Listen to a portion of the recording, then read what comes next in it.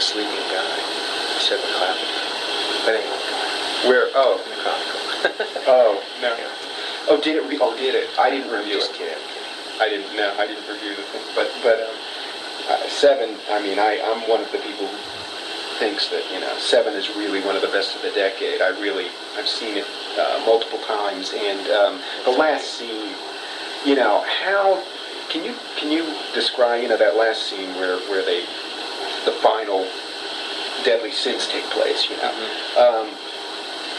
could you describe how that thing evolved? I mean, what happened? That was just right off the page, that was just good writing, good, it was all there, the script was just, this was what happened. He runs over here, he goes to meet the man, he stays there with a gun leveled on John Doe. It was all kind of laid out, and I had done these really elaborate storyboards, and I was getting ready to shoot them, and we got out to Antelope Valley to shoot that, and we rehearsed a couple times in the parking lot of Warner Brothers, and it just didn't work. It just didn't work. We had a whole crew out there. I had 3 days to shoot that. The first day, why didn't it work? It just didn't feel right. It just was like there were other things that needed to be addressed, and the staging that I had in mind was too elaborate, and so we had 90 people all sitting on coolers and stuff out in the middle of the desert. Morgan and Brad and Kevin and I sitting over on these chairs in this kind of open little scrubby field, and we just sat down for I'd say about 6 or 7 hours, just talked. Kevin would go, no, I think this, and he would kind of get up and he would act it out, and I would go. Oh, really? There were differences, right? Yeah, it was a total. We only had Brad for 55 days, so at the end of those 3 days, he was gone. Oh God. So our first day was really spent sitting talking, and Eli, to their credit, they did not freak, they did not flinch, they didn't, we just said okay, and we sat out there, we talked, and Dan Coles would do some line picture. It was fantastic. He used to be an AD, and he just said, listen, you gotta do it, you gotta work it out, there's no point in starting to shoot something you're not ready to shoot. So we sat out there, and time ticked away, and we talked, and those are 3 of the most intelligent, creative, seductive,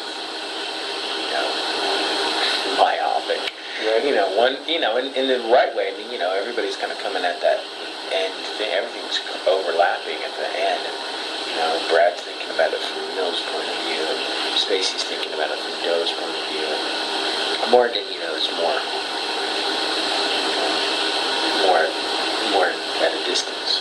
But we just talked and finally said, okay, we're gonna do this much simpler. I'm just gonna watch it. We're not gonna get that involved in the whole thing. The only time we're gonna get involved is really when the van shows up. We're gonna get in between. I want the camera to get in between Mills and Somerset so that I can see them be divided before he runs off. I can see that. Mm-hmm. But otherwise, we're always going to do this kind of, Western tableau, 3 men walking, 3 men, and then, the show. And it really kind of, it becomes separated at the point where you see the gun, where you see Mills holding the 45, and the camera starts on the 45 and tilts up to him. And that's the first time you've seen a 2-shot, and it's him and Spacey. And then the camera cuts to Morgan, we're tracking with him, and he turns and he sees something, and then we go to his POV, and then we divide the 2 guys. And so that was the only thing. We originally had all this coverage of this and that, and signals here, and rack focuses, and all this nonsense going on. And when we sat down, it's amazing working with really, really fine actors. It makes your job a lot easier because they do so much for you.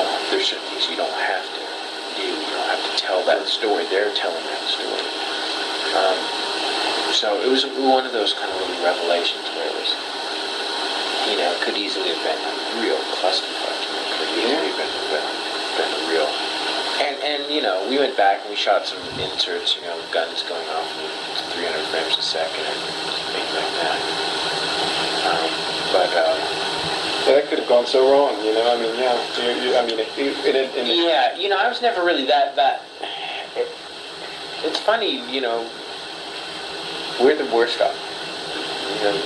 People who make movies are the people who are the worst audiences for them because, but at a certain point, you know exactly where your eye's supposed to go in every cut. So, it goes from that shot, exactly to go to that, and you go, wow, this is really cutting well. Well, it helps you've seen it 900 times, Right. So you're really not, and people would tell me, oh, God, the ending was so upsetting, and I always felt we messed it up, that we hadn't done it right. But it seemed to play well. In getting back to the game, you're playing on a lot of contrast with you're playing on a contrast between Douglas's kind of financial district world and then the more kind of hallucinogenic psychedelic sequences that are associated with CRS. Mm-hmm. In the same way in 7, you kind of had that same contrast where you had the police kind of a real, kind of a more literal kind of situation, and then the murders, Right. each one of them. And was this a conscious contrast, or did it just evolve from what you were doing? I think it just evolved from the script. I mean, we were kind of, I don't know. I knew that, we always knew that there would need to be something, a little Lewis Carroll about CRS, about what they were up to. We were going to have to go down the rabbit hole. But, it was funny. In the original script, there was no graffiti sequence. And we were looking for a way to pictorially represent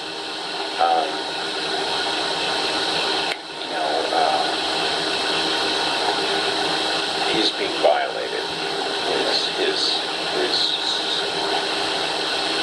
sanctum, and everybody kept saying, it's funny, people kept saying, well, that's not gonna, who cares, so they go and they spray paint on it. I was like, no, when you see it on film, it's gonna be it'll be upsetting, it'll be like, it's gonna look like a real affront. And I like that sequence. I like the way that turned out. It's just really kind of, it made me really uncomfortable when I first saw it all cut together. Yeah, it really is jarring. It's the Felolius state or something like that, and you got you brought in a graffiti artist and everything. Yeah.